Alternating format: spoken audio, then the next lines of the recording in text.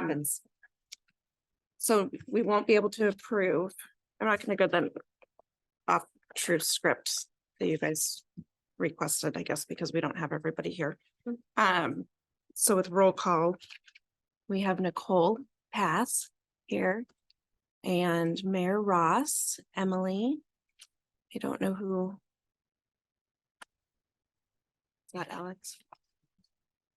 Who's, I can't read that. I don't know who that is. Oh, it is Ashley. Sorry, yeah, that's just me. I'm like, who is that? And Ashley, Nicole Levy and Emily and Kelly Coughlin. So we will not be able to approve the agenda. I do not believe we have any public comment. This name is here.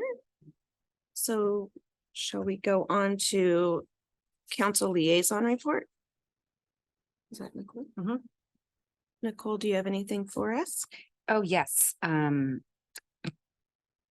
Just a real quick in the past update, which was, and Kelly can talk about this as well, but the block party was September 9th. It was the heavy lifting was done by the chamber. I did a little lifting, so it was a joint effort and there were some great sponsors.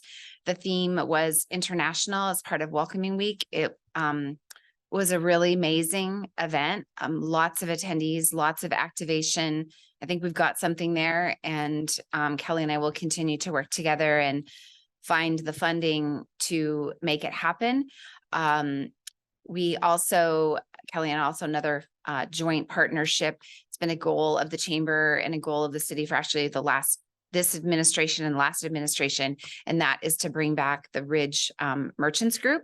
So we've had 3 meetings. We have another one scheduled.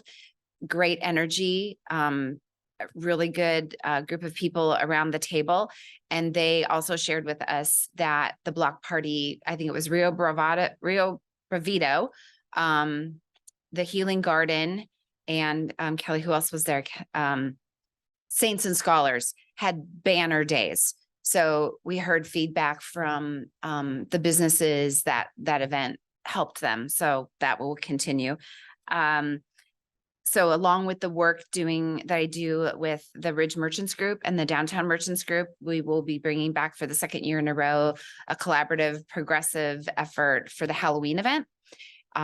So I support that. Kelly, the chamber supports that, and the merchants. So we'll be doing that on the 28th of October. And we staggered the times so that people in the community, if they want to do Ridge Downtown North Bend, they can do that. So we're being good neighbors in that regard.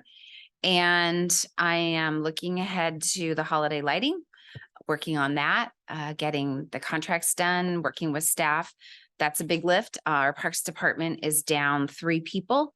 So it's a lot of work for them. And I just appreciate everything that they do to help our community look bright, not only for the residents, but for the businesses.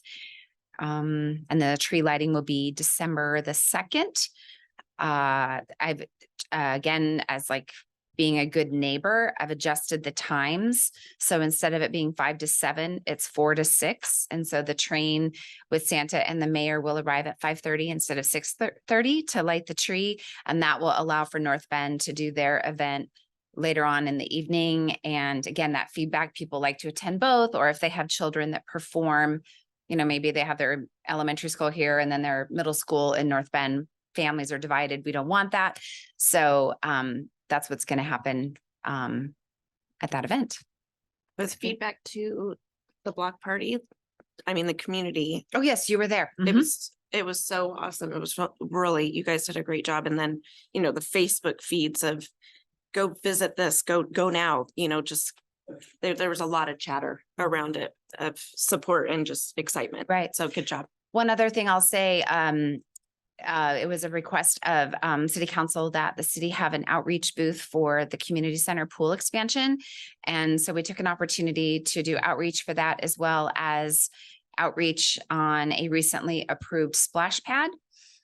So the energy from the community about both of those things was like 99.9% favorable. I think we had one person that might not have been a fan of the pool, but other than that, everybody was completely on board. The splash pad, there had been some chatter that perhaps a splash pad would only attract children under the age of 10. But I was kind of annoying with every kid, teen, tween that came up to the booth. I would ask them how old they were and would they use the splash pad. And it was overwhelming the age all the way up to teenagers. So I believe that it will be a great water feature in the community. We'll add a recreation opportunity, but it will also add an economic development opportunity. And that I do believe it will be an attraction in the region for people that will come here. And then, you know, you bring your kids and your family and you need food or you need this or you need water. So I think that it's a really good it's a good element to have on the Ridge. And I believe and I hope that the Ridge business owners will feel the results. We are also, I've asked the Parks and Public Works Director to put in some sort of a shelter or a building for birthday party. So we are working together to find the funding to do that. I'd been down in Olympia and saw a splash pad that had like a shelter attached to it. And the day I was there, not at the party, it was somewhere else, but there was a party going on. So we are working to try to figure out the funding to build that. We might be able, if the Y expansion goes through, there's existing covered areas that we might be able to take those off of the building because they have to come off the building and we could repurpose them, which I think is a great sustainable thing to do.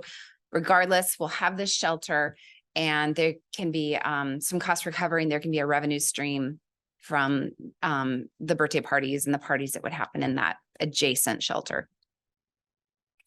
Sorry, lots to say. All good. So Ryan Seal just sent a message saying he didn't get an email.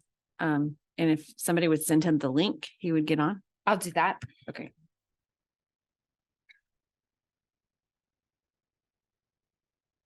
Hey, Is it me? it's good to you. Okay. So I want to read a couple of text messages and emails that I received on the block party.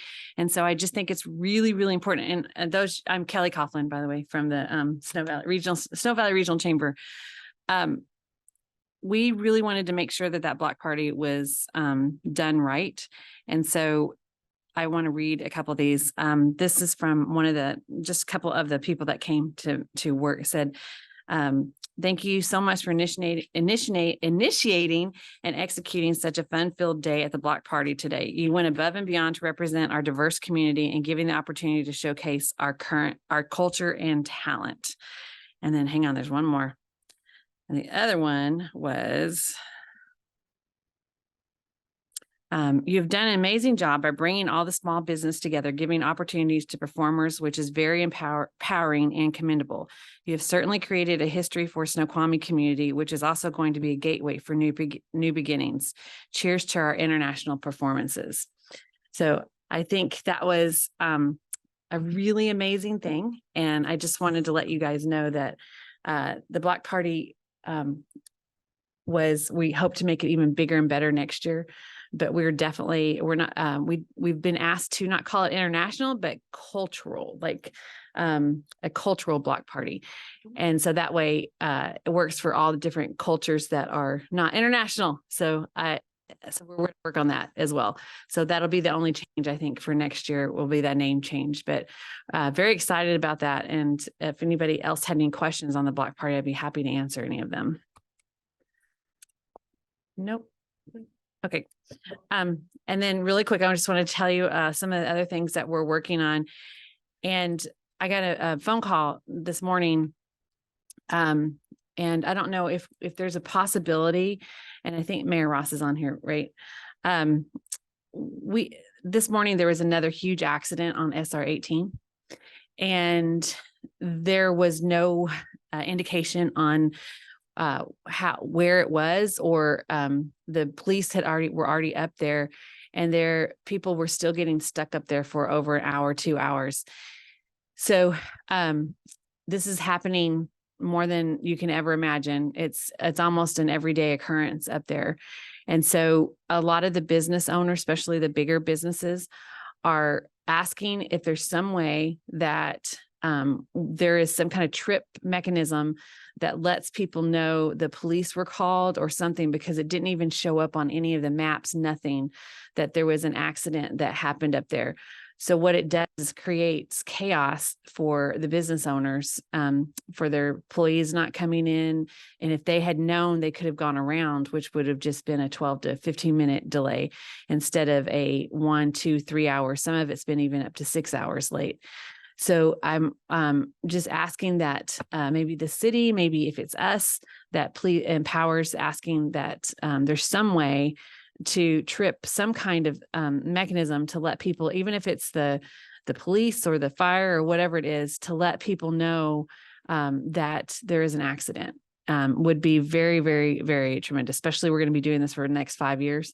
So we're, and just so you know, we've had a lot of people who have quit. We already had problems with our employees, workforce, and they have quit because of their commute, because now instead of a 45-minute commute, it is a 4-hour commute almost every single day.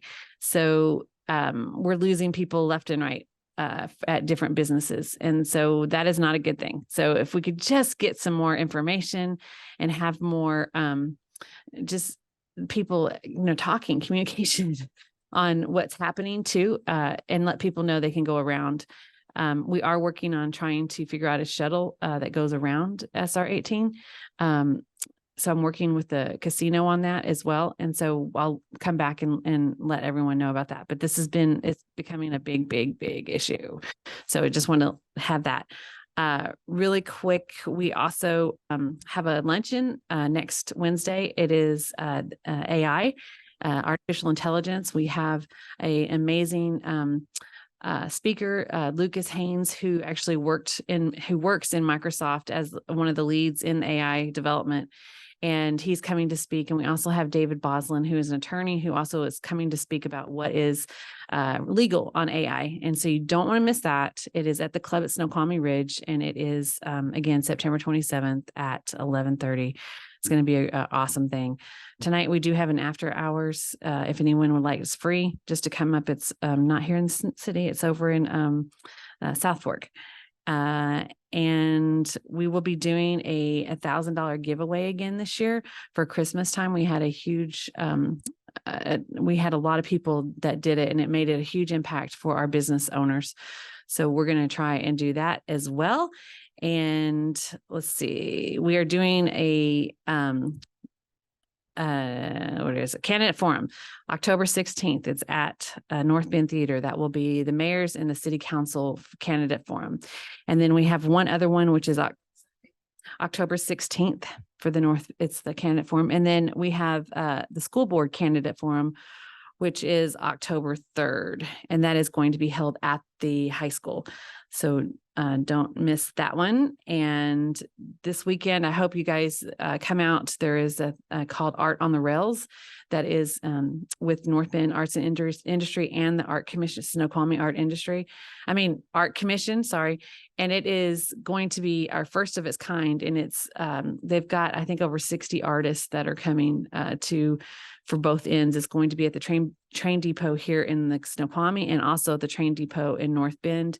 And there will be train rides going back and Thank you forth. for saying that. I lost my mind momentarily and forgot about that.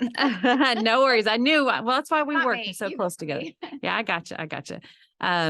And we are about to start a crew that's a filming crew that's going to go to downtown Snoqualmie and to some of the Ridge owners and do small videos of all of our business owners, so we can start getting in ready for Small Business Saturday. And then you'll see some other things coming about. There's Art Sunday, which is right after that. And then Giving Tuesday comes right after that. So this year we're going to kind of give it a big push with our giveaway, plus some of the other collateral and stuff that we're going to be doing. So I'm really excited about that. And let's see, I think that was, there is a call from Washington Film that is asking for filming locations.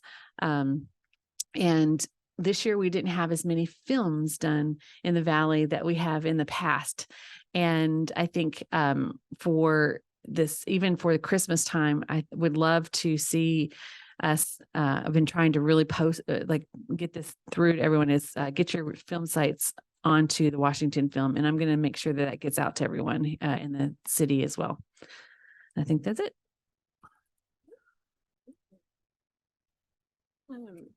Emily, do you have the community development report? Sure. Yes, I don't really have that much to share from community development. Of course, we're have long standing ongoing land use projects that you're probably still wondering about. We've got the Roundhouse at the Northwest Railroad Museum. We've kind of finished up Timber Trails, the last subdivision in SR2. We've got the model train, which has been paused a little bit as we move forward, and we can talk a little bit more about a letter of support that might be appropriate at this point. The rails project across the street is still in review. Snoqualmie self-storage, it's an addition, a third building over there is still under review.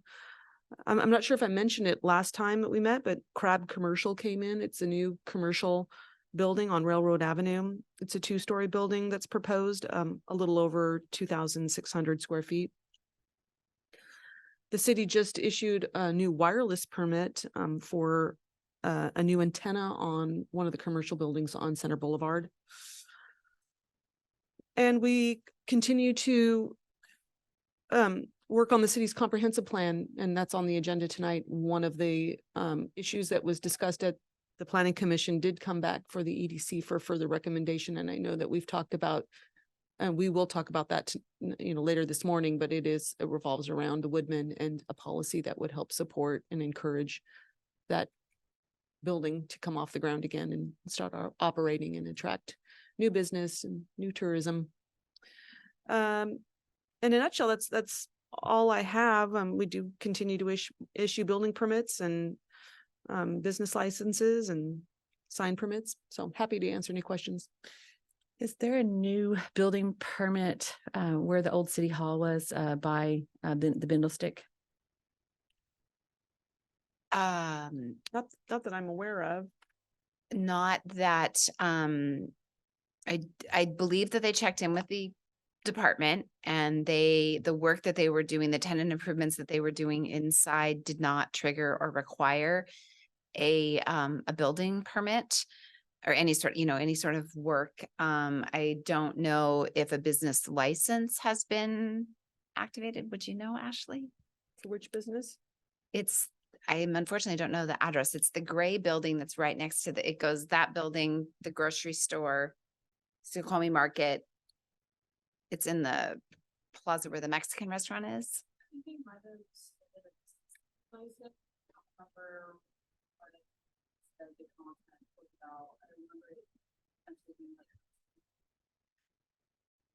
Doesn't it have commercial grade kitchen? Mm-hmm. It Our does. friends used to own that. The business owner had come in several months ago and asked whether she confirmed the types of uses for the building and like maybe serving from the counter. So we have minimal information. I'm sorry, we are kind of scrambling here, but it's one of those situations where if they don't trigger any sort of building permit or tenant improvements, we often aren't privy. I'd happy to look into it. Yeah, we can get back. And if there is a new building permit that's being under review, I'll report it back to the chair. And then what happened to the over by oh my gosh, it used to be a welding. Over by the car wash. Yeah. We've brought that up before. Did we get any more information on that? So is that the potential clearing and grading that's going on? Mm-hmm. I did look into that, and they don't need any kind of clearing and grading permit, and there's no work going on is what. So that's funny because there is work going on because they just replaced all the windows this past couple of days ago. And so we're just curious, and they've got this big, huge construction trailer out there. And so we're just curious what is happening. Well, I can revisit it again, but I did have a fairly detailed conversation with our code compliance officer. Okay. Are they just, do you, like, just business, so the city doesn't need to get involved, or is it transitioning? There was no new business and no trigger for any permits. So, bottom line, but I'd happy to look into it if, you Yeah. know, if they've replaced all the windows and, Mhm. you know, maybe there's more work. We looked into this about a month ago, so. Okay, just interesting. And then there are some things that are happening in that I can't say, but in downtown Snoqualmie that I'm a little nervous about. And we had talked about having some guidelines on what businesses can and can't go into some of these buildings. We were going to do a district somehow. And I feel like we're going to lose something very quickly here. I can't tell you what it is, but it. I wish that we could do something more for downtown because it needs to stay a retail instead of having other things come in. And I don't know if we can fix that, if it's too late, or if it's any way that we can start processing some kind of district, the historical district retail. We talked about something like that. We do have restrictions on downtown. We do have a percentage of businesses that need to be retail on the first floor of any multi-story buildings. Mm-hmm. So that is something that staff does evaluate and look at when a business license is issued. We won't issue one if we find out that it doesn't meet the regulations of that district. So there, we have a pretty strict, you know, set of regulations. We could reevaluate them if we want to be stricter, but it essentially falls around like 70 or 80% have to be retail on the ground floor and professional office on second stories. Was there another way that you had said many months ago about like how many coffee houses we could get in, how many different things that was needed that could be into the historical downtown? Was that some other, is there another way of have doing a that? restriction on the number of, you know, any number of coffee houses that could come to the downtown area. So, I mean, we don't Is there a necessarily way to do it though, like to make sure that our other businesses are not cannibalized? A restriction that would say, hey, one per X amount of square feet of unique businesses. Something that the commission could discuss if they'd like. It's up to you, Bobby. Did you want that? Game restrictions. Mhm.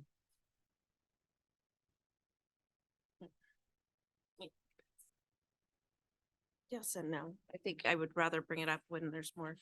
Oh, yeah. Commissioners. I would like have to that. just add one more, since we met last, several staff members, including myself, met with a property owner on Railroad Avenue above a second story business to talk about leased space. It's unleased.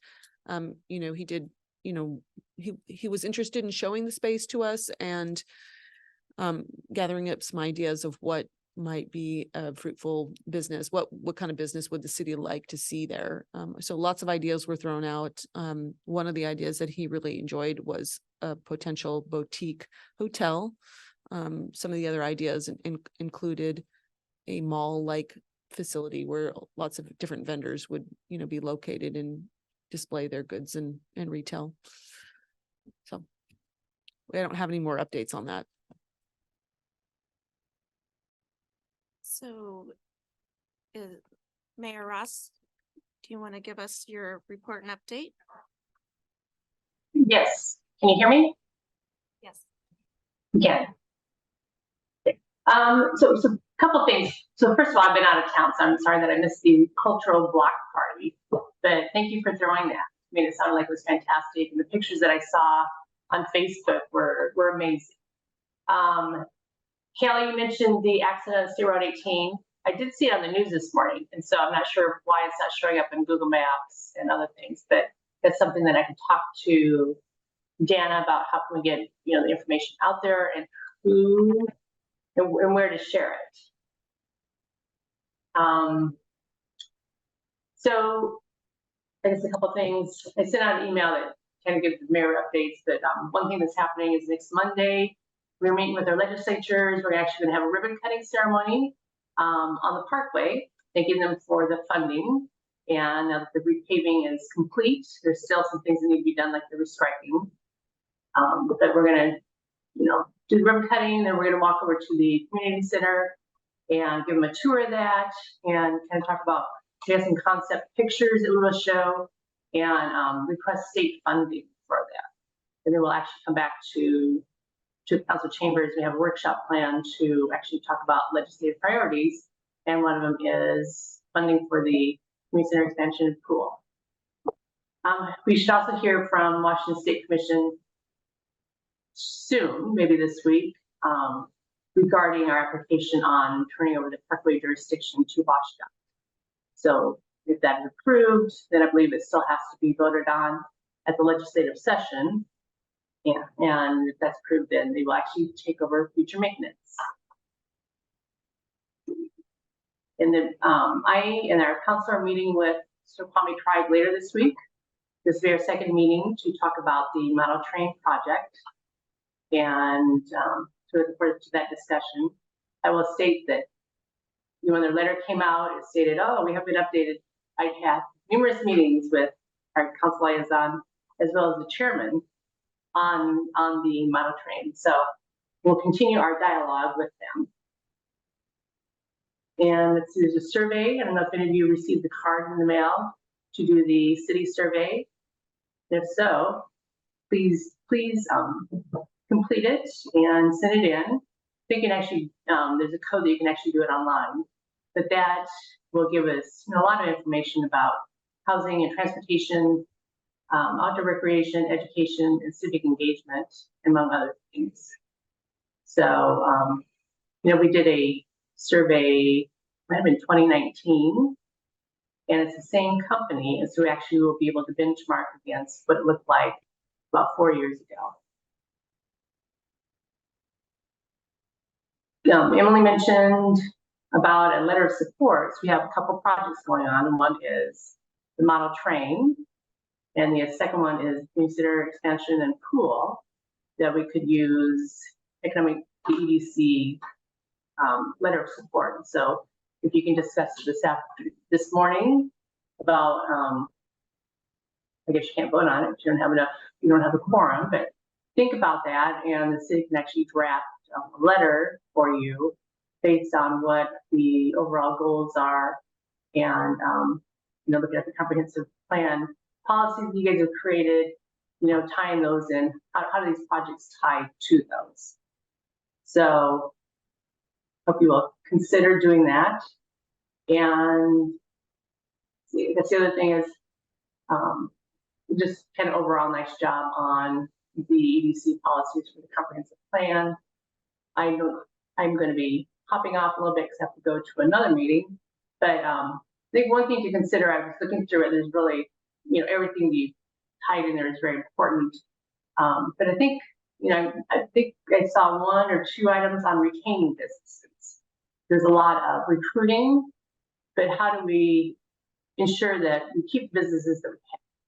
And so if you can take a look at that, and there's, everyone that's on the EDC either works for a business, owns a business, runs a business, kind of look through that lens and just decide, do the policies reflect what we should be helping with, either from EDC or from the city?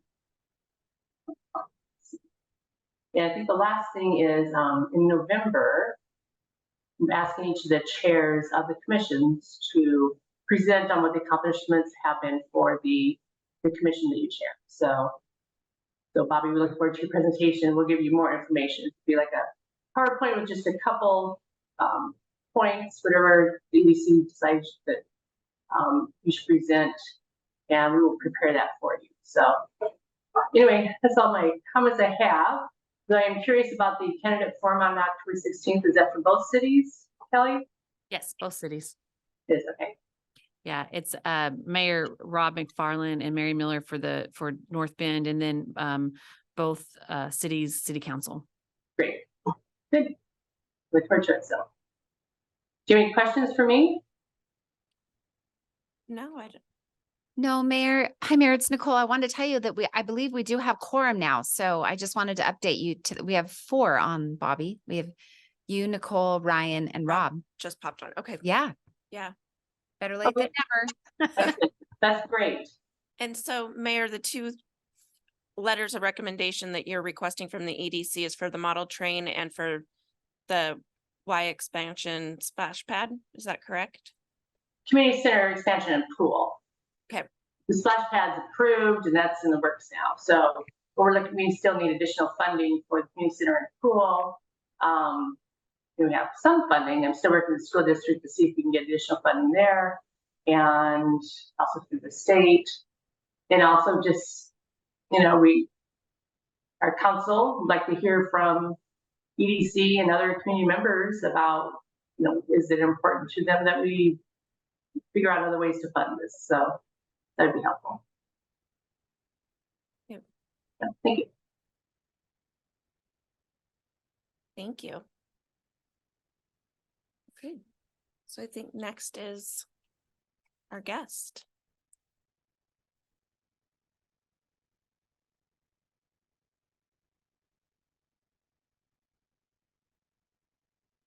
Director Arteche does.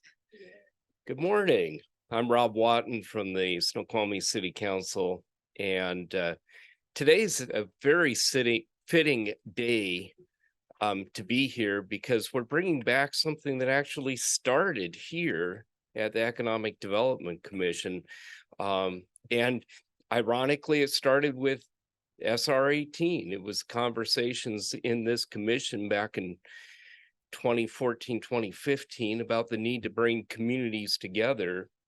And at that time, we didn't have a prayer's chance of having any improvements on SR 18, but our council, our mayor came together and we brought on the Mayor Matt brought on other partner cities.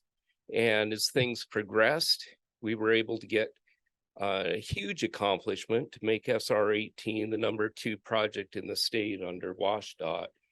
And you see the work now, and we get to live with this for the next 7 years, but the end result will be great. Well, today we're bringing forward a new idea, and that's creating Snoqualmie Valley Economic Alliance. And it was the Department of Local Services from King County that approached us, both Kelly Coughlin with the Snow Valley Chamber, and she brought that over to the Snow Valley Innovation Center, which also was started through the EDC here. And today we come full circle because today's presentation, which Angeli's been doing all the heavy lifting on, Angeli Dodge from Department of Local Services has been giving us the support. And the idea is that we bring the 4 cities together through an MOU, and that's Memorandum of Understanding. It's on the screen now. And we have a slideshow presenting it. And then afterwards, we would like your questions and your input. But here's the point is, we looked in March at a USDA grant called RISE, RISE, and we were looking at the potential of using North Bend because it fit in the address and help benefit all the cities and how we could work together. And then we realized that other communities already had something in place starting in the previous October. So our intent is to get something in place now that we can use going forward, whether it's a USDA grant to help businesses, and to Mayor Ross's point is not only helping business startups, but also helping existing businesses thrive in the Valley and encourage a diversity that's already here of entrepreneurship and being able to support it. And that's exactly what the Snow Valley Innovation Center has done since its inception in 2018. So I will turn it over to Angeli. She's going to go through the first set of slides, and then I will finish up on the other side. Angela, please. Thank you, Rob. Yeah, so I'm Angela Dodge. I'm a program manager for an economic alliance program for unincorporated King County. So a little bit about Department of Local Services. So we're actually a pretty new department. We were just created in 2019 to serve the unincorporated areas of King County. So areas that are not in city limits. These residents had oftentimes kind of fall into gaps in services, gaps in infrastructure improvements. And it was important to the county to create a specific governing body that can support these unincorporated areas, much like a city government would. In 2020, of course, the pandemic hit right after our department formed, and community members came together again. So over 1,000 community members came to council with signatures and such, business owners from across unincorporated King County, to say that we need investments in our local economies in these unincorporated areas now more than ever because of the pandemic. It had exacerbated existing social inequalities, and we need investments now to keep our economies going, especially during this pandemic. County council said, yeah, it's been harsh. This pandemic has really hurt things. So they allocated 5.25 over the course of this time to stand up an economic alliance that would unite our unincorporated areas, which are across about 3,000 square miles, all the way down from Enumclaw up through northeast Snoqualmie Valley, over to Vashon, and we have a bunch of pockets in the urban unincorporated areas. So that's my job. I got hired in March of 22 to stand up this economic alliance and really help build a coalition of economic development professionals, small business owners, community members, and nonprofit leaders who are really working to advance the economic viability of our unincorporated areas. From this, we have now, about a year and a half later, over 50 members, a part of our economic alliance. So Kelly is one of our longtime members since the start, as well as Laura Smith from the Empower Network. And so those were our two that we kind of brought in Rob, and from that we've got a group now that we've been meeting with for the better part of this year, about monthly, to talk about what economic development should look like. What are our values and priorities across the Snoqualmie Valley area? And so what came from that, like Rob was mentioning, is the USDA RISE grants. That's Rural Innovation Stronger Economies. And so they really want to promote business incubation in rural areas to really support our small businesses, especially post-pandemic. And so that's where all of us came together to really talk about what we could do if we unite, if we really codify our partnerships, and then we can go towards more of that federal funding that will benefit not only the cities that are involved, the unincorporated areas, but the entire region. So that's the impetus of the Economic Alliance here in Snoqualmie Valley. So what we're hoping is to have this MOU that the cities would sign. So the 4 cities are North Bend, Carnation, Duval, and of course Snoqualmie. And then DLS, Department of Local Services, would be the unincorporated, kind of everyone in between. So that's where we come in. I don't know if we had the PowerPoint going or not. Emily? Director, our attention. Yes. That'd be great, just to get us back on track. But I think majority of it was just kind of talking about the Economic Alliance. So just to give a little bit more about the larger Economic Alliance that is across all of unincorporated, and that's the program that I manage. It has a programming component. So we have 3 programs underneath there, which is a career connector, a business builder, and a community innovator. So Career Connector is working with folks who lost their jobs during the pandemic, anyone who had to go down part-time and still hasn't really reached back up to that full-time employment. And so it's helping folks who have been disconnected get reconnected to those high-wage careers. The business builder is that technical assistance for small businesses. That's accounting, legal, real estate help, how to manage lease negotiations, taxes, all these things that new business owners need support with. Our business builder program is intending to really support them. And then our last program is really focusing on unincorporated King County's urban unincorporated areas that were disproportionately impacted by the pandemic. So we were able to do research, look at COVID statistics, how rates of infection, and as well as a number of other factors to determine that our areas, unincorporated areas of White Center and Skyway. So that's a program focused on those areas, really to impact those really hard hit areas. So your role is really being a liaison where these little pockets are, to just get Yes. them up and. Yeah, more to be a robust. voice for places that kind of like I said, haven't had that institutional support across time. I know Kelly, well, and Nicole were during COVID instrumental on people don't even know where to go. Yeah. To get help, or there's language barriers or anything like, so you're just a larger version of these two basically during COVID. Exactly. Yep. That's exactly what I'm a connector is what I call myself. I don't have all the answers. I'm kind of a jack of all trades. And so my history is actually in nonprofit management. I worked in economic development for homeless and exploited populations. And so really looking at who are our most vulnerable, who are really needing that support from the ground up so that everyone thrives. So yeah. If we could go to the next couple slides, I think we could skip ahead and then I'll pass it off to Rob. Just 1 second. No worries.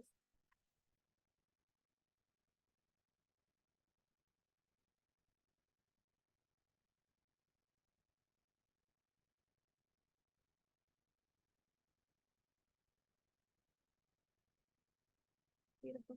Thank you.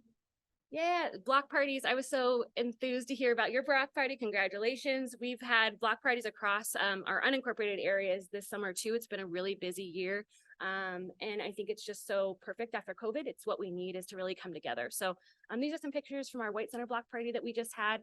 And really the mission of the Economic Alliance is to center this equitable and sustainable economic recovery from COVID-19. Like I said, and really focus it on our most vulnerable and hardest hit community members and populations.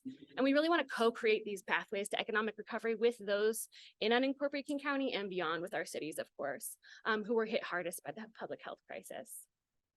Next slide. We're really using a pro-equity framework.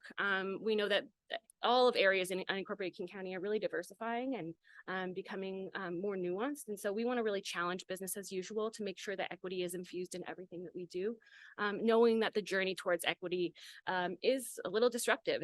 We're going in a different way. So we have to kind of shake things up. So we're trying to undo things that have perpetuated unfair outcomes for folks who have been marginalized in our communities. So like I said, 5.25 was allocated from COVID recovery Clifford funding to stand up and implement the Economic Alliance across these areas. And the role of it is to collaborate with Alliance members and contracted partners to really provide that economic recovery from COVID-19 across all of our areas. So the timeline is 2022 to 2024. So the program ends at the end of 2024. So a short period of time to really stand up hopefully some great programs that make large impacts. Curious why it's just the 2 years. COVID recovery funding has to go. It's a treasury requirement. So yeah, 2024 is the end of when we need to have our funds spent. So there's a potential to extend to 2026 for some folks if they haven't already obligated funds. But unfortunately, our program is ending in 2024 unless council decides to extend it. But Does that mean we lose you? you'd lose me. No, that's Yeah, terrible. yeah.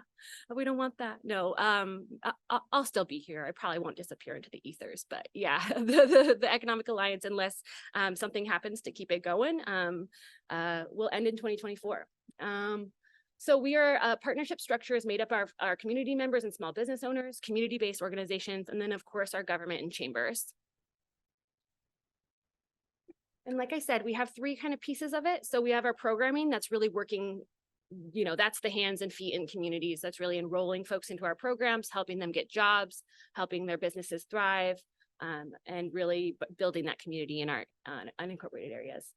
We have our monthly alliance meetings, bi-monthly regional meetings that are with the larger all of unincorporated, and then smaller monthly meetings with our partners, whether that's individual or smaller groups. We've started subcommittees to really hone in on some areas that we want to work and put some hands on. The alliance partners really come together in creating equitable pathways to business ownership or living wage career development.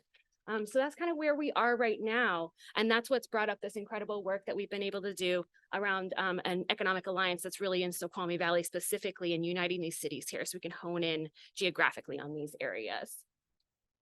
And how we're doing this is we really want to be low barrier, high support, meaning that we don't want it hard to have folks access these programs. We want it to be easy. We want folks to feel welcome and cared for with that high support.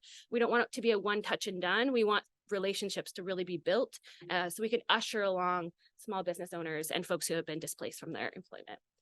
We want it to be place-based and community-centered, meaning that we want it to be here in these communities, led by people from these communities.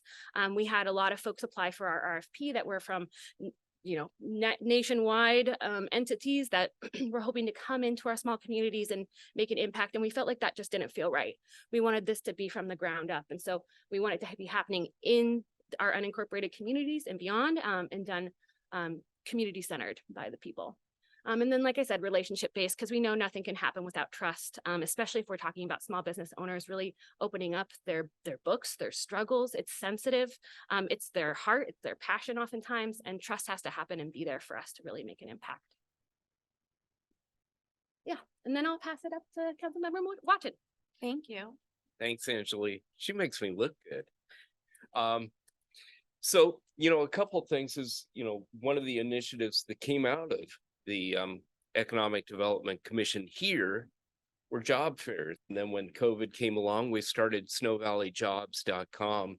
And it's amazing. Without any promoting, we still get 100 people, job seekers, every week through that job site.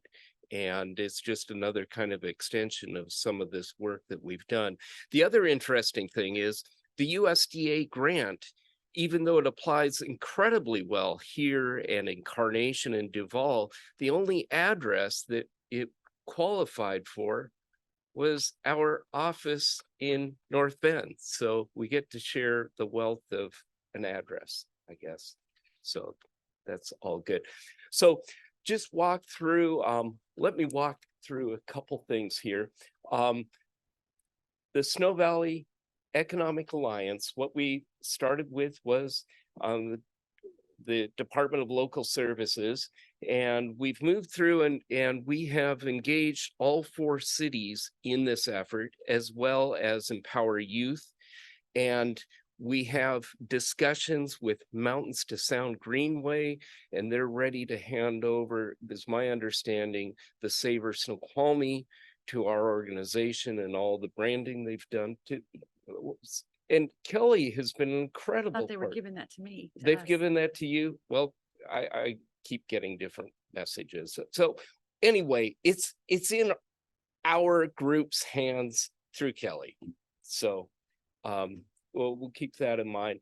Other organizations that possibly could come into the fold. I had a conversation with Snoqualmie Valley Historical Society Museum. I'm getting it wrong. So we're going to bring in as many partners after we get the cities on board.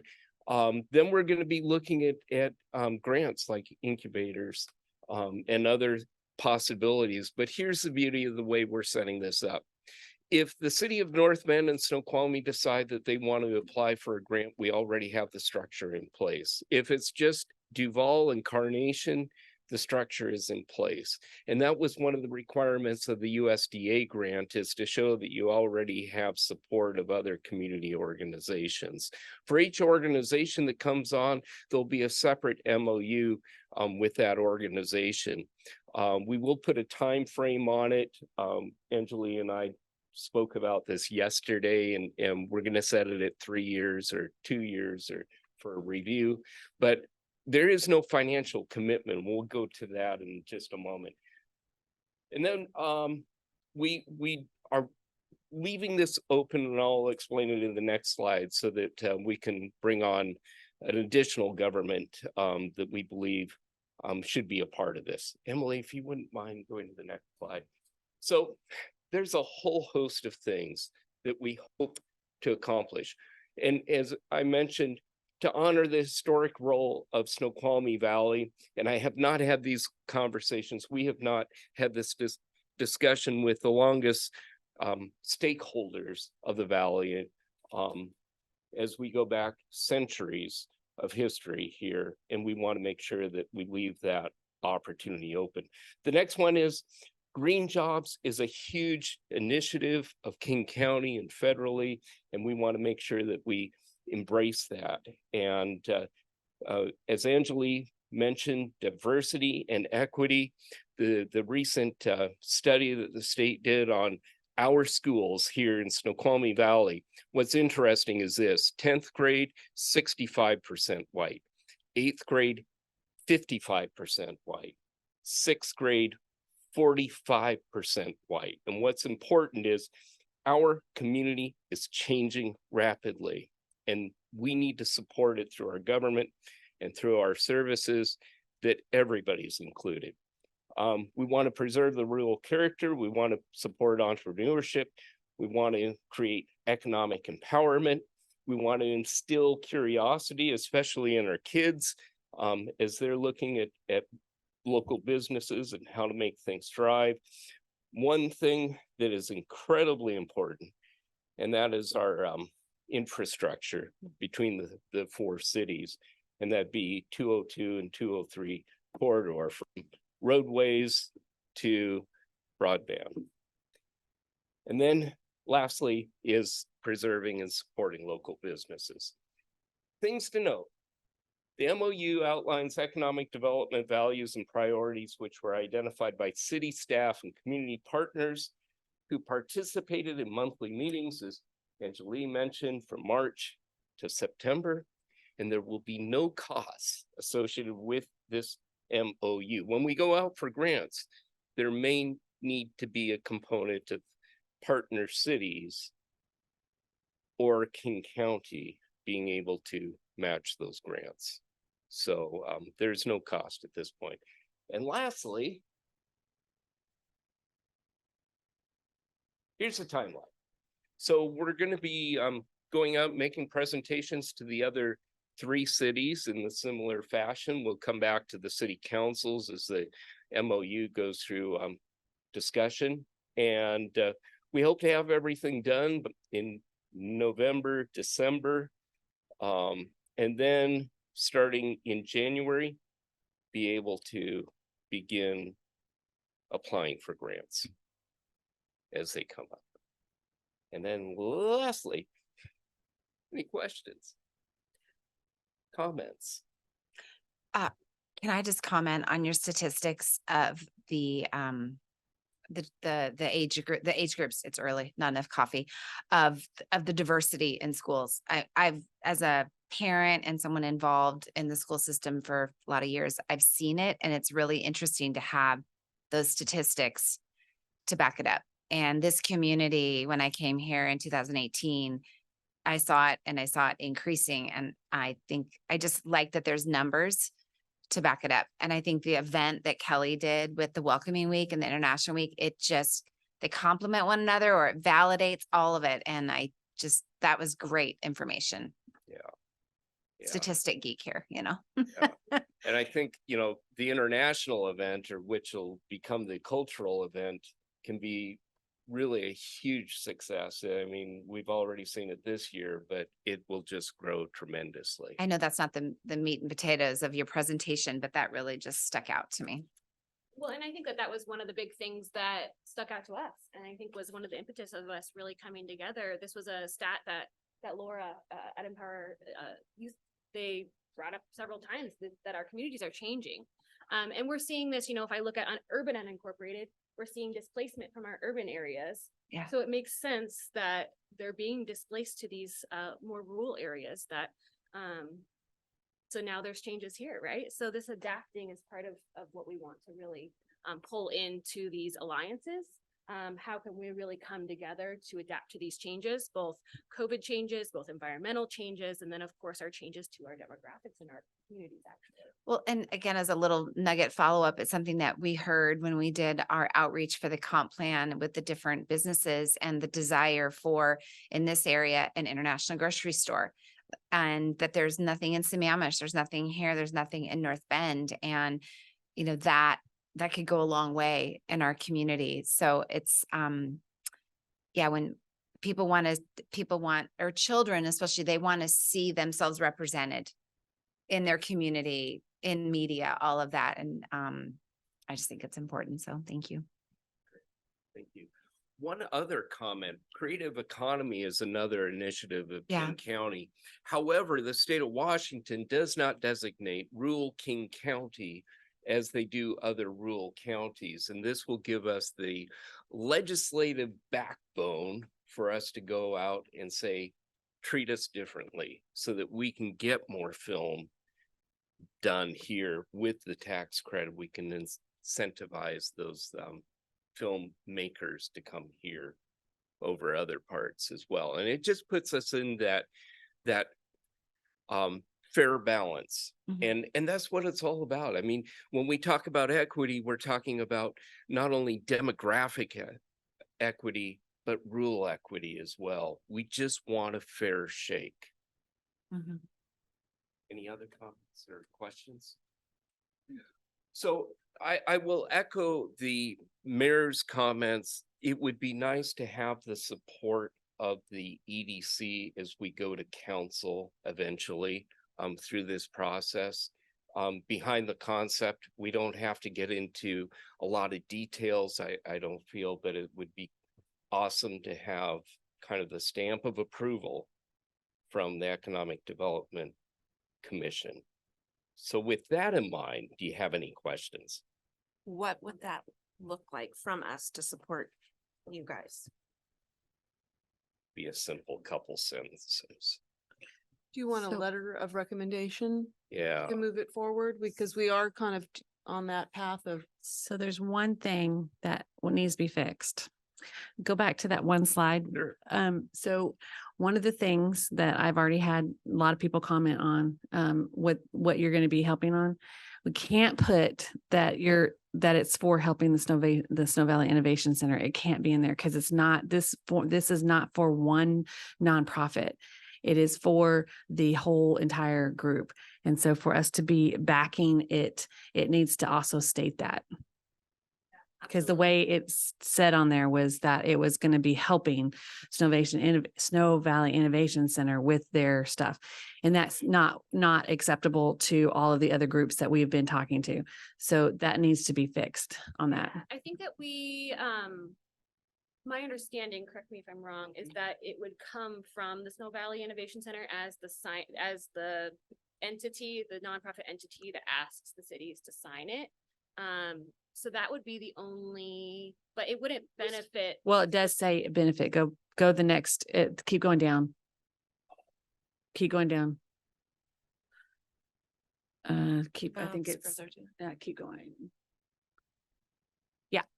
So it says, support Snoqualmie Innovation Center in hosting learning series for small business success tools.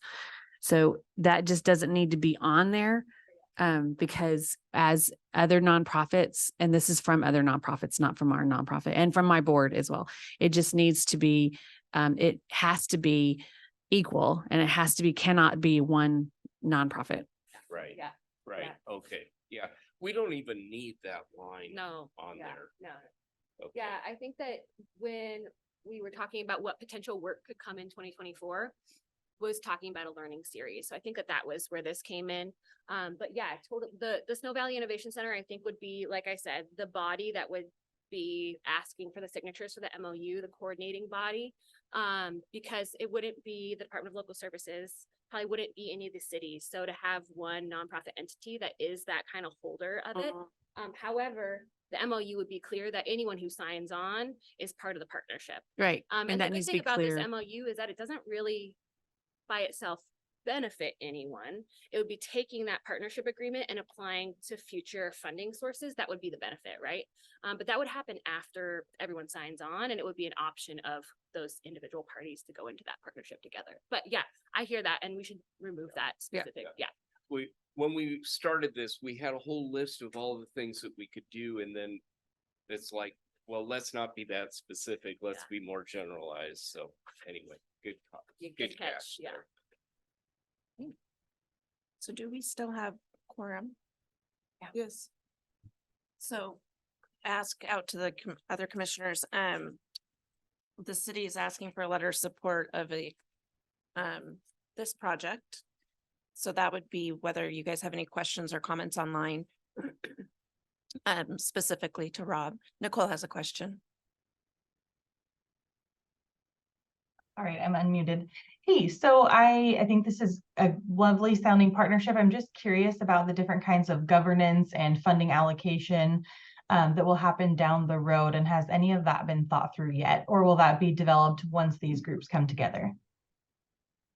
I think that's the next step of all this. All that we're trying to do is formalize the partnership, if you will, and then let it evolve organically from that, depending on the grants and the needs of the various cities. So it could be that the city of Snoqualmie has something specific that you want to do, and that we'd simply have the support of the other cities through this MOU. The other thing is it prevents one city from applying without the rest, without having two cities compete for the same funds. If there's benefit to two of the cities, it may be Duval and Snoqualmie, then we work together, and it just kind of formalizes that partnership. And it's a way of the community development directors to be more closely engaged with each other. So yeah, I think as time marches on, we'll have better clarity. And it could be that the EDCs from the 4 cities come up with a joint list of priorities, things that you want to work on together that benefit businesses, or creation of new jobs, or transportation that impacts them. Yeah, I think the main goal is to ally that, to bring together for collaboration with this MOU. And I think there is a statement in the text of the MOU that says there's no governing body, there's no one who has special decision-making power, and that there's no financial obligation or mixing of monies at this point in time with the MOU. Right now, it's just to get us on the same page and say that we are coming together as a region to collaborate. And I don't want to overlook too the fact that Falls City is unincorporated King County, and they really don't have a voice, but this helps to give those businesses in Falls City that voice. And we have it in every incorporated city. There's outlying areas of the county that really does not have a voice. This will help give them that voice, and for us to work beyond just our boundary. Did that answer your question, Nicole? Rob or Ryan, do you have any questions or comments?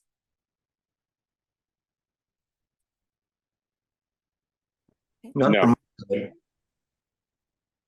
Are you putting you guys on the spot? Because we haven't really done this very often. Are we all in, since we have quorum, are we in support of moving forward to get a letter drafted? I'd say yes. Yes. So Emily, we can work on that. Perfect. Will do. Thank you. Thanks, everyone. Thank you. Since we're on that same topic, let's, vote on a letter of support or not support on moving forward with the model train. Are you all in support or have questions or concerns? I'm in support. I think it's a great use of the space. I support as well. Okay. So Emily, we're in support on that. So let's draft that. And then last, for our letters of support is the expansion of the community center and Y and pool. I support. I support. I support. Okay. Rob, do you have any questions or do you support? I support. Okay. So Emily, we're on all 3 topics. Ready to move forward. Great, thank you. Okay, thanks, guys. Next is EDC recommendations for the plan from the Planning Commission. So Emily, I believe that's you.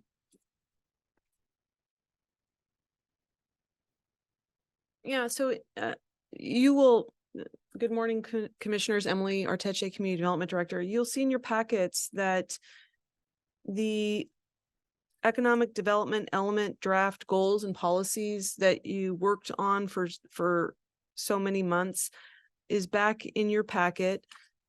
The work that you did and the recommendation that was signed by Bobby on August 16th went to the Planning Commission. And they were grateful for the work that the commission did, but they came back with one additional request for the commission to discuss and complete. And that is an additional policy on the Woodman. I mentioned this a little bit earlier in the meeting today. The Woodman has been something that the commission has talked about. There are several policies that might be associated with economic development in the downtown area and that could include the Woodman, but nothing specifically targeting the Woodman. So the Planning Commission is respectively requesting that the commission put some effort into creating one additional policy for the Planning Commission to consider on the Woodman. And that's the primary reason why you're seeing this back in your packet. I don't think it's a challenging lift to make. The staff did not propose any particular recommendation for you to consider. Although we're here today to help you if you would like that consideration, and look like that head start. So. Yeah, if you can, because you've been in the meetings, obviously you and I had conversations and I know that we'll support preserving the Woodman, however that needs to look.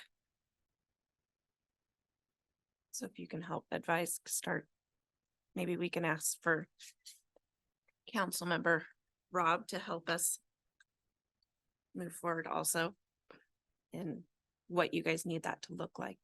Are there any, would we be able to reach out to the commissioners online and ask them if they have some specific wording or specific phrases that open to anyone? So Ryan, Robin, Nicole, what it was is that the council came back wanting us to add into our not agenda, but comp plan presentation, to add in for the Woodman to be kind of a focus, to be another anchor and get that business revitalized and it's attracted a lot of people. He's just not selling to them, but for that to be one of our focuses. Am I saying this correct, Emily? Mm-hmm. Okay. So I don't know how to draft. If anyone, Rob, you're good at coming up with verbiage much better than I am. Do you want to start us off?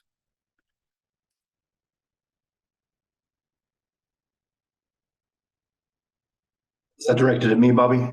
Yes. I'm putting you Yeah. on. I'm happy to take a stab at it when we think about it. Thanks.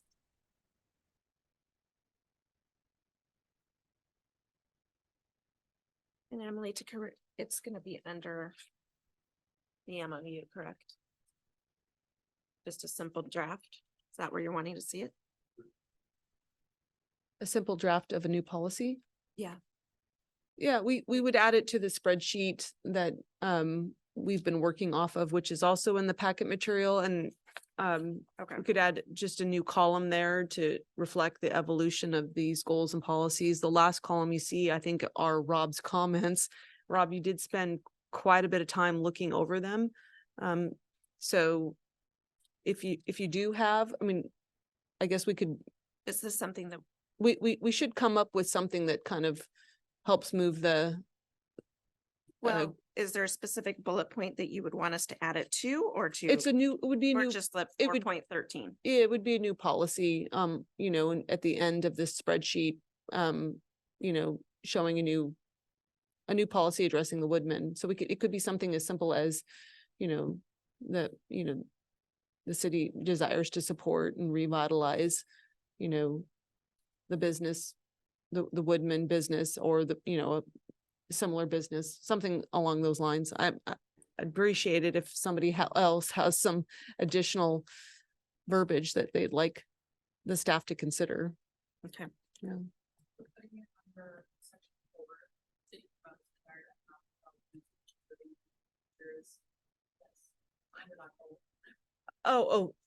Those are are those are policies, I believe.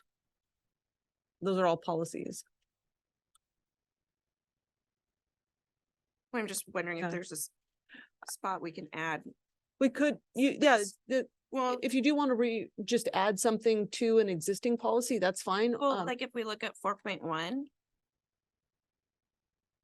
That's the city's distinct mix of natural beauty, historical buildings. I mean, I kind of think the Woodman would fall under the historical buildings, but if you want to, we want to expand on that. I mean, we do have historic downtown mill site.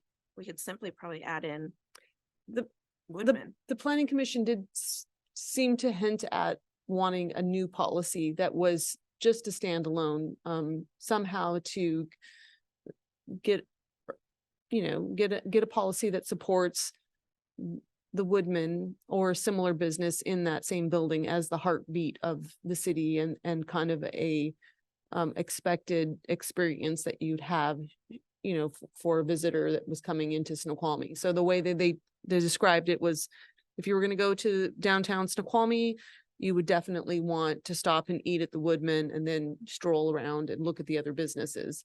So that I understand the concept and support it wholeheartedly, but my concern in how we draft it, and I'm not a policy drafter, so that's why I'm mincing my words right now, is yes, that again, I wholeheartedly support the initiative, but who's to say that Carousel goes, well, we're an anchor store and we need to be protected in a policy.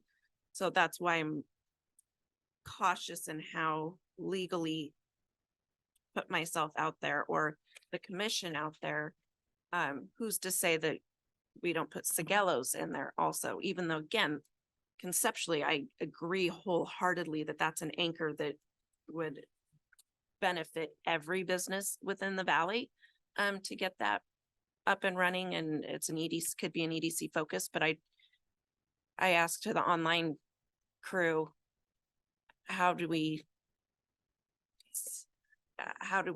isolate just one company and one building? Again, like Cigelo's building is its own, it's an anchor that goes into the historical buildings, and it's its own business and building, and we are not putting them on here, even though again, Woodman is wholeheartedly supported to get that running because it would help Cigelo, it would help everybody. So Ryan, I see you're unmuted. Is this just in hopes to get Peter to sell no. or to? No, it is truly a genuine attempt to recognize that the Woodman, a historic, in this historic building, was a kind of an obvious stop for any visitors coming to Snoqualmie, and it also served a local population. And so there was a desire to see that a business up and operating in that building. So doesn't have to be the Woodman, but it could be another business. Some things that were going through my head just now is like support the revitalization of, historic downtown buildings such as the Woodman, something like that. Well, and just wait a minute in my brain, maybe we just leave the Woodman out, and promote occupancy within our historical retail buildings or something like that, and leave that unless that building has a different name than Woodman, because as a citizen, that's promoting that business, not that building. And it might be, but I could be wrong. I don't know the name of the building. Nicole. Forgive me, I was not at that planning commission meeting, so I didn't hear this for myself. What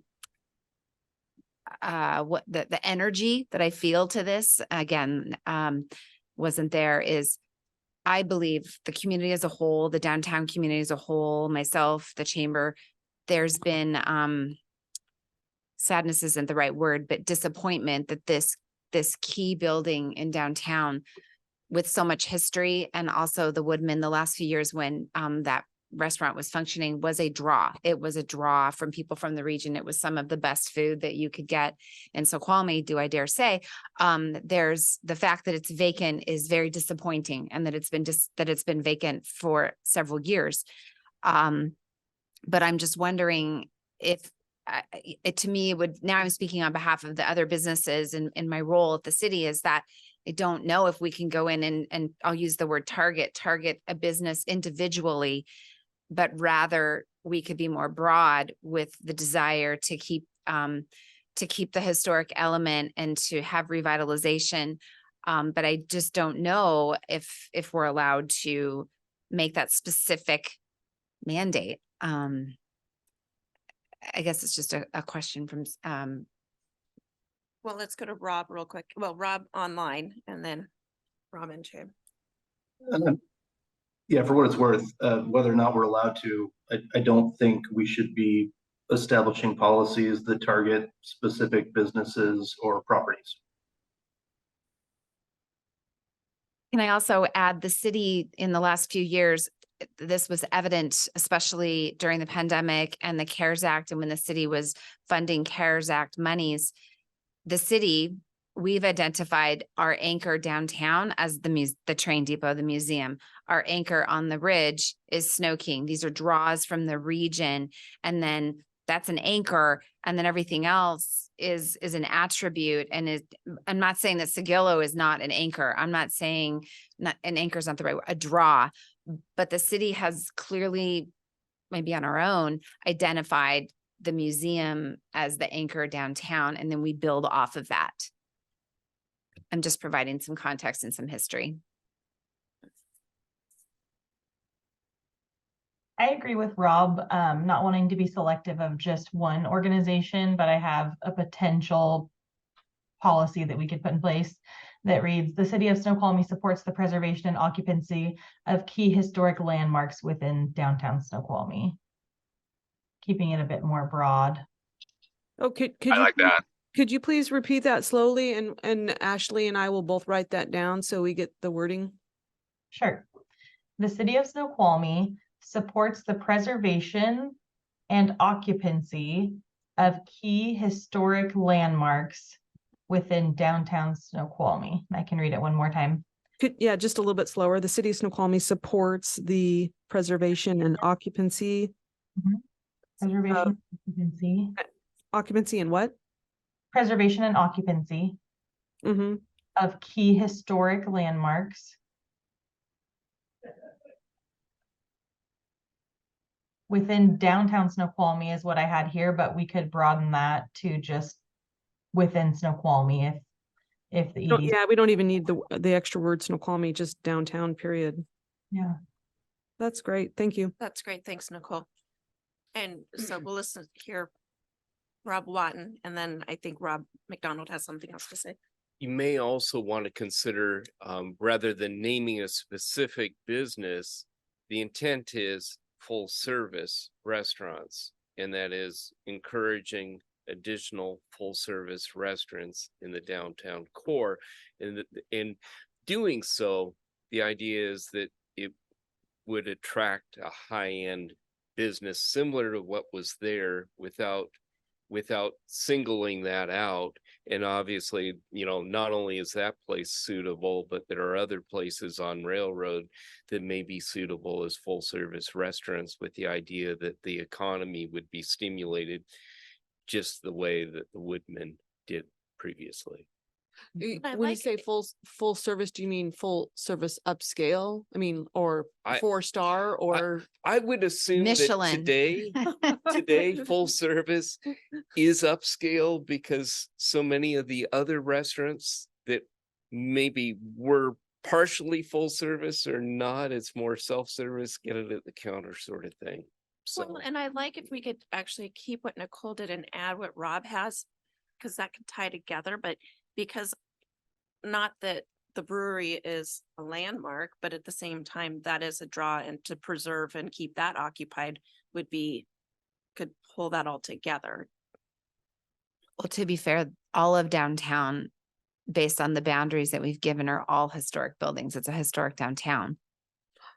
yeah, I think Not all, I take that back. There are some newer buildings, but there's yeah. a good portion. I never had visited the Woodman, but things that the planning commission recall, because a lot of these commissioners went there, mentioned things like upscale.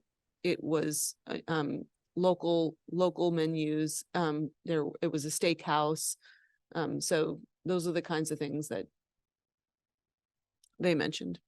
Problem is that, I hope it's okay to say this, problem is the current owner, we don't have, the city has no pull in that, so we need to, I think, keep it how Nicole has it, where it's funny, we got 2 Nicoles and 2 Robs, so online Nicole has it, because that keeps it more broad. If there's other buildings besides just that one that becomes vacant, we want to make sure to continue to preserve and promote occupancy, and then maybe add the full service restaurant. Including full service restaurants. Yeah, because then that would keep that focus of what they're asking to come back out without singling out Okay. Woodman. And then again, like Nicole in person said, if all those buildings, whether it's the Gallows, Copperstone, I always say it wrong, though that protects them too from the city's focus. Got it. Okay.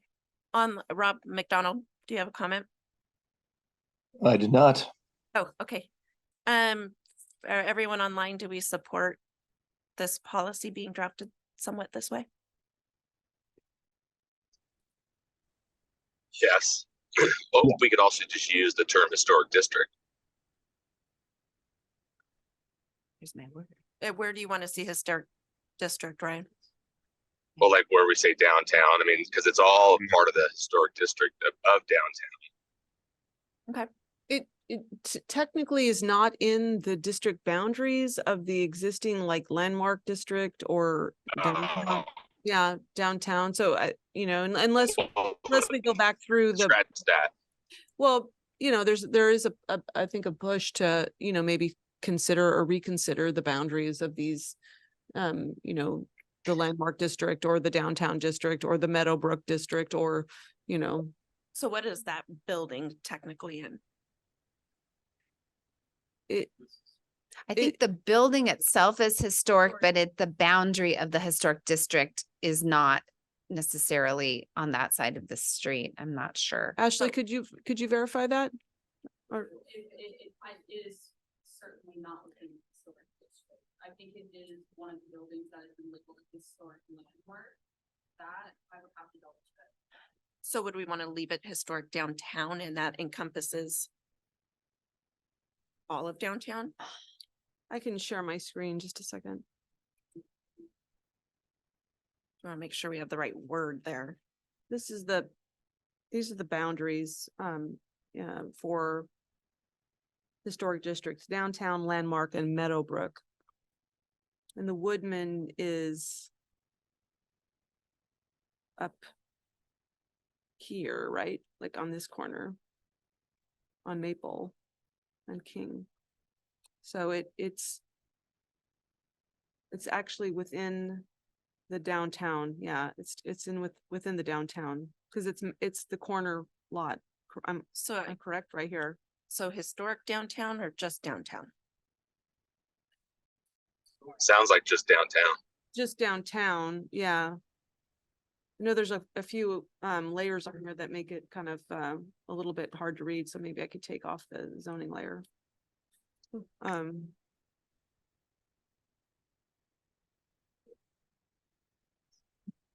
don't know if this is an appropriate question for right now, but do we know why it's still closed? And Ryan, are you asking why the Woodman is still closed? yeah. And if there's anything we can do to encourage it reopening. There has been attempts on behalf of the city and they're falling on deaf ears. And I believe that the chamber as well has reached out. I think that from last I heard, there's very specific things that the seller wants to maintain when he sells the property or the business, and he's yet to get that. So feel free to reach out, Ryan. Yeah, so it is a little tricky to see on the lines here, but it is landmark and downtown. These two lines dovetail with each other. One's hidden under the other. And there's no way to show them individually because they're grouped together in one GIS layer, I should say. Can you zoom out a little bit, Emily? Like I remember we had this question with Smoky Joe's. I think a portion of Smoky Joe's, the boundary. Yeah, so it looks like the boundary goes like this for the landmark. And then it goes up and the downtown encompasses more as we go further to the north, but the landmark starts to cross over and just not kind of, it looks like the lines don't match up to parcel boundaries, but they should. And probably incorporates, it probably should fall along King and go down Falls Avenue. So whatever's built on the King Street lot, only that little corner has to be. I don't think the King lot is, since it's vacant, has the landmark. Has a big draw to come see. Yeah, it's just an irregularity with the way the lines and the GIS line and the parcel boundaries here, they don't quite match, but. Okay, so let's go back, Ashley, please. Yes, please. Just the Word document. So because we're just hung up on one word, otherwise we can just, I think, approve and move. It is in the downtown district. It is in the landmark district. Okay, so we can keep key historic landmarks within the city. Yeah, within the city downtown. What I had it was that the city of Snoqualmie supports the preservation and occupancy of key historic landmarks within downtown, including full service restaurants. I'm okay with that. Online, are you okay with that? I'm good with that. Great. Me too. We got it. Great, thank you, guys. Yeah, thanks for working through that. I know that's I'm just not good with words. I can talk, but I can't write. well, So thankfully the rest of the commission is good with words because they pulled forward. Thank you, Nicole. Awesome. Thank you, Nicole. Next we would have business visitations, and then I think since we can just discuss that real quick. Emily, if you're okay with that, and then since we do have quorum, we then afterwards approve the agenda in minutes and wrap up. Okay. So for online, we're wanting, and it's in the packet, we're wanting to kind of get a game plan to start doing the visits again. And so just wanted a discussion on what you guys think that would look like. I'm saying online, but just to the crew that's online, for us to start going out and getting, visiting the businesses like we've wanted to do. And if we have a goal to do 1 or 2 a month, or 2 or 3 a month, whatever our bandwidth is, so we can just start that back up robustly since we tabled it to work on the comp plan. So online, your thoughts? Since I'm new to the commission, what would this look like? Would this just look like popping in for a half hour or going to lunch? Or would there be a couple of us members going? Are there any key questions that we're asking? We have the key questions that we worked on mainly last year. So Nicole or Ashley would have them someplace they can send them back out to us. Now that we're going to focus on this, it has honestly, we did this prior to COVID. It's what we used to do about every year and a half. And then COVID so then nobody wanted to talk or see anyone. And then the businesses were starting to just start to be robust again. So really didn't have time in the spring. And then we worked on the comp plan. So it has looked like a bunch of different things, whether, you pop in for happy hour at Infusion and talk to Chris and Debbie and get a conversation. There's been 15-minute conversations with Pineapple Life. There's the larger businesses, like the mayor and I met with the hotel. And that was it was a wonderful visit, but it was probably like an hour and a half just because there was so much moving pieces. And then like for myself, I don't have relationships with Space Labs and some of the bigger businesses, but the mayor does, or even, maybe, We do. The hospital, we're partnering with them on some things. Yeah, so you could take the questions to them, and I could even turn it around and ask you questions for the hospital because you're, a big business. So it really is dependent on who your relationship is. And that's the key, was not to, and this I'm bringing it back to Mayor Matt too. It's to get the mayor and the city out of these almost anonymous answers and questions to the city or to the businesses, so that we can come back and give feedback to the city, some of the businesses don't want their specific answers being told to local government. They just have, and some of them just have gripes to have gripes, but most of those people are gone now. But that is the game. That's the plan, is just to be a friendly face on the behalf of the EDC and support the businesses and ask the questions. So again, it's this, well, it's in your packet. You can't see it this way, but this lovely spreadsheet that Nicole put together, Nicole put together for us. And there's the last time that businesses have been visited and who visited, and a lot of them was literally a year ago. So if we can just pick some target, and I'll try to send an email out. So we can all, I don't know what the official way we can do this, but just to have the communication, like, I'm going to go visit, I'm just targeting Infusion, and then we can send it to, I don't know, it's Ashley or Emily who we send that to update. Oh, thank you. So this is kind of this is the sheet that we have. And basically everybody needs to be revisited however you have the relationship with. Thank you. That really helps. I can see the spreadsheet pulled up here too. Which is actually Can we, spreadsheet. You're like, can we get that resent out? yes. And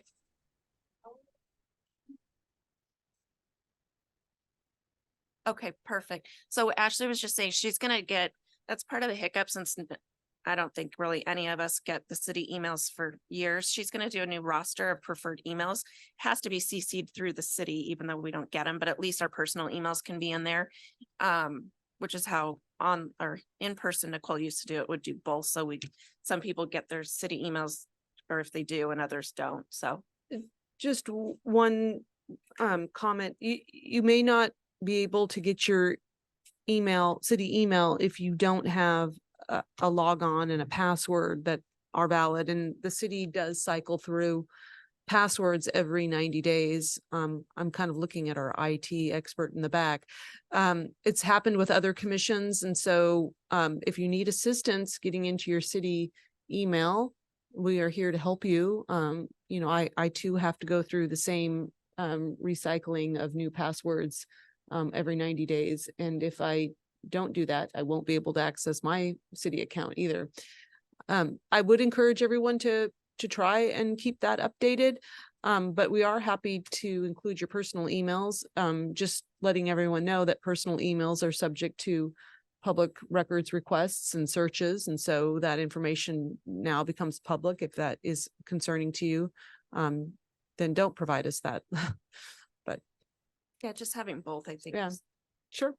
Because they physically don't even come. So it's not me accessing. I know other commissioners have problems. It's not even just me accessing. The emails just don't even come into my inbox. Andrew, is there an explanation for why, you know, they have to log into the city's email system to see their emails, though? They wouldn't get an email if they didn't log in, right? Just the EDC, yeah, the Economic Development Commission's city emails. So if in order to see a city email, you'd have to log into a city account, right? Yeah. We used to get a notification, and then You might want to go to the microphone, Andrew. Sorry, so that the people online can hear you. I'm not really sure. What's the question here? So they are not receiving a city email about the packet material and the upcoming meetings. Out the email. Ashley is sending out the email to their city email addresses. Okay. Yeah, they would have to log into the city email address to receive it. Yeah, and I suspect that people aren't logging in because they don't have logins and passwords. If that's the case, you can work with whoever the liaison is for that commissioner, and then we'll work with IT and get you guys password resets. I'll work with Ashley just to try to figure out, because we used to get a notification that, I mean, this was when Mark was here, we'd get a notification that we had an email, then you'd have to log in. I'm saying we don't even get the notification that that was part of the issue with. Okay. I would say just get everybody onboarded again as if you were a brand new commissioner, and yeah, probably still a good idea to have a way to reach everybody, a roster. For backup. Yeah. For backup. So I'll reach As out. as an aside, I would recommend that the city disable the password expirations. That's no longer a security best practice. That's great information. We'll take that under advisement. Well, sorry, Rob. No, that's really great information. I just, I don't know how fast our IT department will be able to implement that. So Rob and Ryan, what are your, and even Nicole, your thoughts on these visitations? Do you think it's within?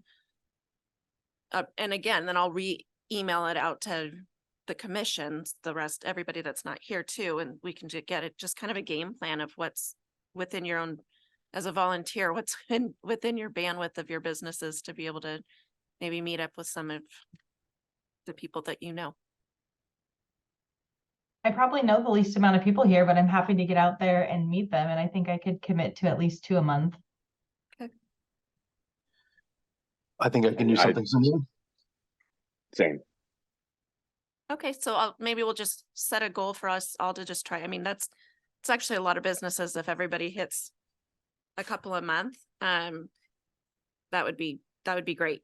And so I'll just email the rest of the commissioners that that's kind of our goal. And again, we're doing our best with running our own businesses and being volunteers. So hopefully we can, even if it's in passing at Starbucks with somebody, you know, we, or even Ryan, you could even just walk next door to a bunch of different businesses and hit them when you're unloading your line. You know, I mean, it could be just that simple with our questions. So, okay. Bobby, I don't know about others, but like I would appreciate just being assigned some businesses rather than trying to like look through a list and choose them. Okay. I know how others feel. I think that might help me too, because it looks like maybe some of the ones highlighted in pink are claimed, so I wouldn't know which ones actually need to be visited, or we wouldn't want anyone to fall through the cracks if we think someone's visiting them, but they're actually not going to. Okay. Ryan, do you want me to assign or you want to pick your No, friend? I think if you assign them, that's probably easier for me. Okay. Then I, can be more focused on it. Will do. And be And held accountable. I'll be, okay, I can, see, that's my strength. I can do that. I can boss you around and hold you accountable. And I'll be respectful to, your time and locations too. I'm not gonna, we're all busy. So I will assign accordingly. Thank you. Okay, so I think anything else on business visitations? All right, so I'm gonna go off my script. So we're now on to the next agenda item to approve minutes dated. Which one are we, Emily, which one are we, do we do June and July? I believe we need to do August. Oh, no, we didn't have a meeting in August. We didn't have a No, so it must be July. Is We that have- correct? They both need to be approved. They do, okay, that's why they're here. Without one. Okay, so the first one will be to approve the June 21st, 2023 minutes. Motion by, Second. all those approve, say yay. Yay. Yay. Okay, motion to pass, unanimous. Second, and I think actually last agenda item is going to be approve the July 19th, 2023 minutes. Motion to approve. Second. There are no further questions. All those that approve say yay. Okay. Okay, unanimous. Thank you. Does anybody have anything else for the sake of time? Okay. Thank you for popping on, you guys. For us to have quorum. So there's a motion by myself at 9:49 on September 20th to adjourn the meeting. All those say aye. Yay. Yay. All right, thanks you guys. Thank you. Thank you. Have a great day.